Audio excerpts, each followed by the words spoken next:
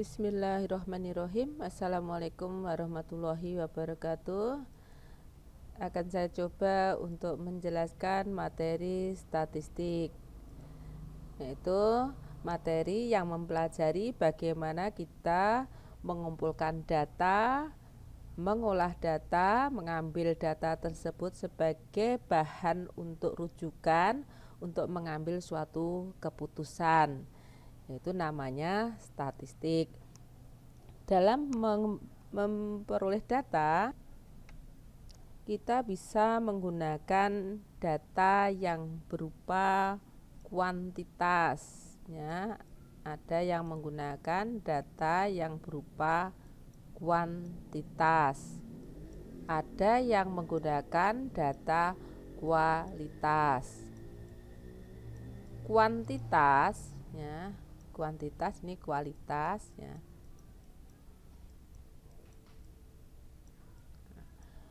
Kalau kuantitas itu adalah data yang berupa angka, ya, ini berupa angka. Sedangkan kuantitas itu data yang berupa non angka, ya, ini non angka. Non angka itu bisa baik, buruk, ya, baik, buruk, sedang, dan seterusnya, ya. Dalam memperoleh data pun ada dua cara, yaitu bisa menggunakan data diskrit, ya, ini ada data diskrit, ada data kontinu. Nah, apa data diskrit? Data diskrit itu data yang diperoleh dengan cara menghitung. Ini menghitung 1, 2, 3, 4, ada berapa anak di kelas, itu artinya menghitung. Ada berapa balita di kampung kalian, itu menghitung. Sedangkan data kontinu itu tanpa harus menggunakan alat ukur, yaitu diukur. Nah, ya, diukur atau mengukur. Jadi harus alat ukur, tinggi badan balita. Nah, jadi kita bisa menggunakan data-data ini, baik data yang kuantitas maupun data kualitas yang bisa dihitung maupun yang harus diukur. Nah, yang nanti yang kita pelajari yaitu data yang menggunakan angka, berarti kuantitas, dan dihitung maupun diukur, ya. Pada kesempatan nanti saya akan mencoba menjelaskan tentang membaca data dan menyajikan data. Kita fokus ke membaca data dulu. Misalkan kita mau membaca data jumlah penduduk menurut kelompok umur dan jenis kelamin di Kabupaten Klaten tahun 2015. Di sini ada data yang sudah disajikan semacam ini. Datanya berupa data angka, ya. Di sini dengan cara menghitung di sini umur sekian sampai umur sekian. Ya, ini artinya ya, umur 0 sampai 4 tahun, laki-lakinya sekian, terus wanitanya sekian, ya. Umur 5 tahun sampai 9 tahun, laki-lakinya 44.843, sedangkan wanitanya 41.756, dan totalnya ini, dan seterusnya. Contoh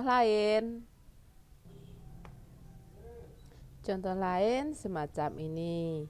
Ini adalah tabel berat badan.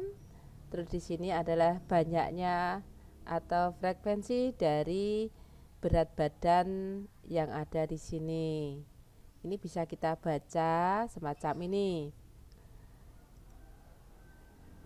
Berat badan 36 sampai 39 kg itu sebanyak 4. Nah, di sini mestinya 4 orang. Nah, Berat badan 40 sampai 43 sebanyak 7 orang.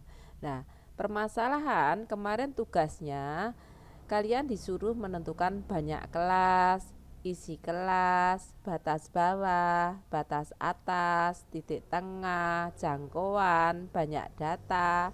Nah, maka yang dimaksud dengan banyak kelas pertama yaitu ini 1, 2, 3, 4, 5, 6, 7, 8, 9. Berarti di sini banyak kelasnya ada 9. Kita memperolehnya dari sini. Terus yang kedua yaitu tentang isi kelas atau interval kelas atau panjang kelas. Dengan simbol masing-masing buku beda, ada yang menggunakan K, ada yang menggunakan P, ada yang menggunakan I. Nah, yang dimaksud dengan isi kelas, kita bisa memilih salah satu kelas. Di sini misalnya, kelas pertama. Isi kelas ini diperoleh dari 39 dikurangi 36 sama dengan 3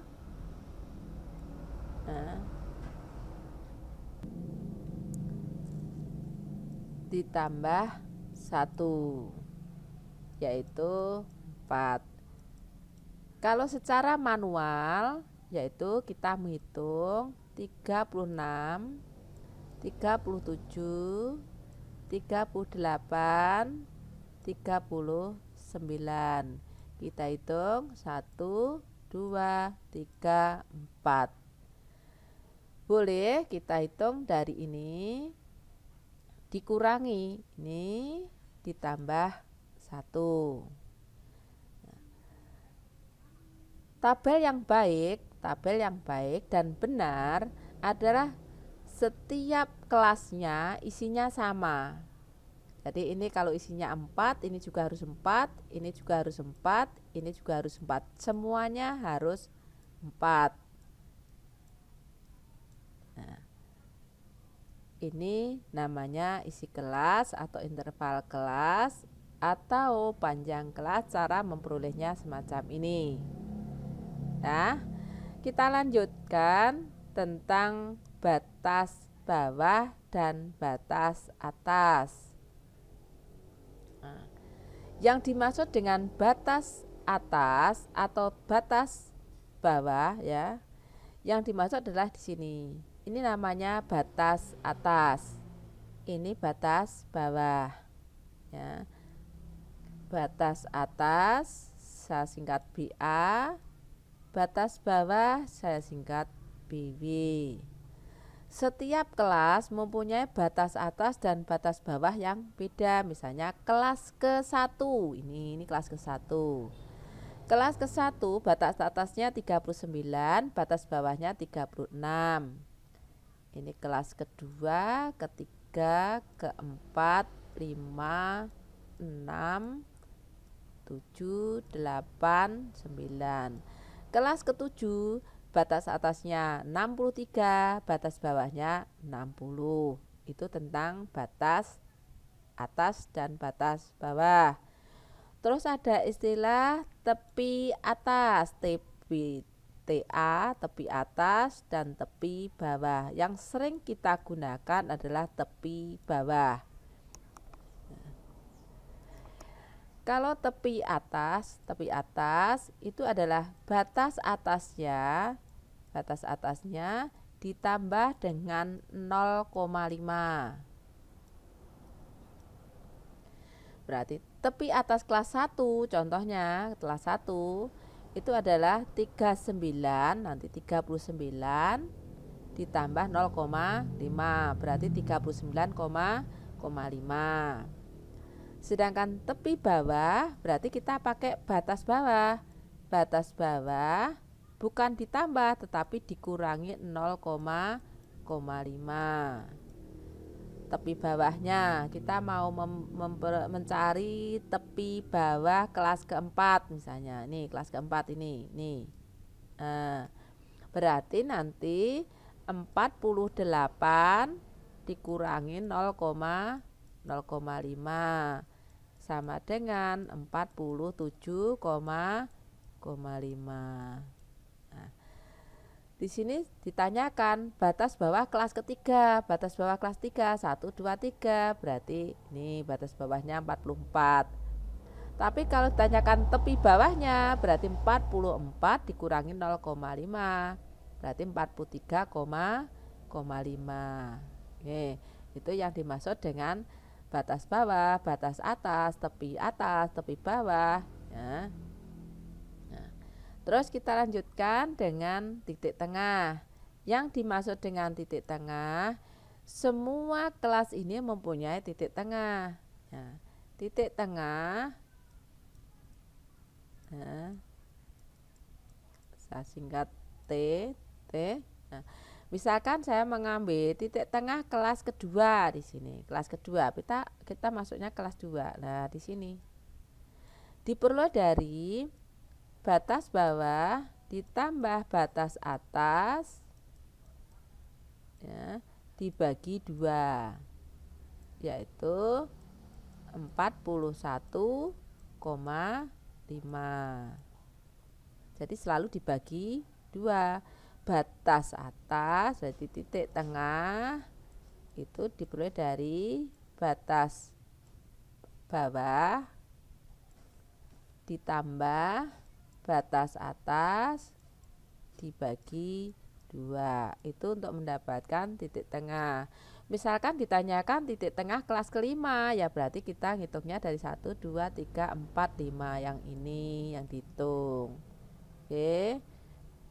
Terus, kalau misalkan ditanyakan, misalkan kelas antara 40, kelas keempat itu frekuensinya berapa, ya kita hitung kelas keempat, 1, 2, 3, 4, frekuensinya berapa. Yang dijawab adalah yang ini frekuensinya 2, dan seterusnya. Itu kalau ditanyakan frekuensi atau banyaknya data. Kalau ini banyaknya kelas, ya. Terus ditanyakan banyak data dari kelas 42 sampai 44. 42 sampai 44. Oh, di sini tidak ada. Kita coba ganti 40 sampai 43. 40 sampai 43 banyak 7. Terus apa yang dimaksud dengan jangkauan? Jangkauan adalah data yang tertinggi dikurangi data yang terendah. Data tertinggi dikurangi data yang paling rendah. Oke, itu untuk soal-soal tugas yang kemarin. Silakan dicoba. Saya akhiri sekian. Assalamualaikum warahmatullahi wabarakatuh.